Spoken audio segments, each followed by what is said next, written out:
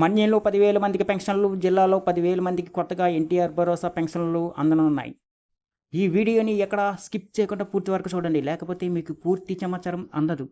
ఎవరైనా కొత్తగా ఈ వీడియో గాని చూస్తున్నట్లయితే మా ఛానల్‌ని సబ్స్క్రైబ్ చేయడం మాత్రం మర్చిపోకండి. 60 ఏళ్లు నిండిన వృద్ధులు, 50 ఏళ్లు నిండిన బీసీ, ఎస్సీ, ఎస్టీలకు పెన్షన్ ఎన్నికల హామీ అమలుకు కూటమి సర్కార్ సన్నాహాలు. గిరిజనులకు ఎంతో మేలు.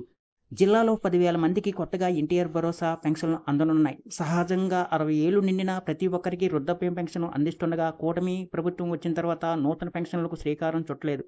అయితే ఎన్నికల హామీలను అమలు చేయడంతో పాటు అర్హులైన వారందరికీ ఎన్టీఆర్ భరోసా పెన్షన్ అందించాలనే లక్ష్యంతోనే రాష్ట్ర ప్రభుత్వం కొత్త పెన్షన్పై కాస్త గ్యాప్ తీసుకుంటుందని అధికారులు అంటున్నారు.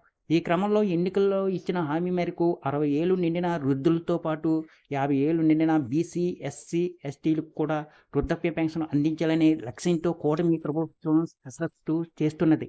ఈ మేరకు ఇప్పటికే జిల్లాల వారీగా లబ్ధిదారుల వివరాలను సేకరించిన ప్రభుత్వం రాష్ట్ర వ్యాప్తంగా 15 లక్షల మందికి లబ్ధి చేకూరుతుందని ఒక అంచనాకు వచ్చింది.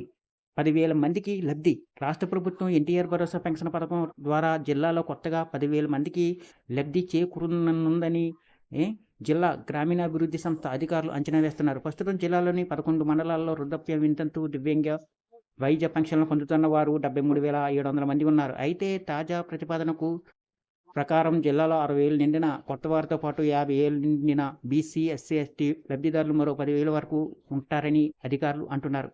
వారిలో ఎస్టీలకు 8,500 మంది, ఎస్సీసీ, బీసీ కలిపి 1,500 మంది లబ్ధిదారులు ఉంటారని అధికారులు భావిస్తున్నారు. కొత్త పెన్షన్లతో గిరిజనులకు ఎంతో మేలు.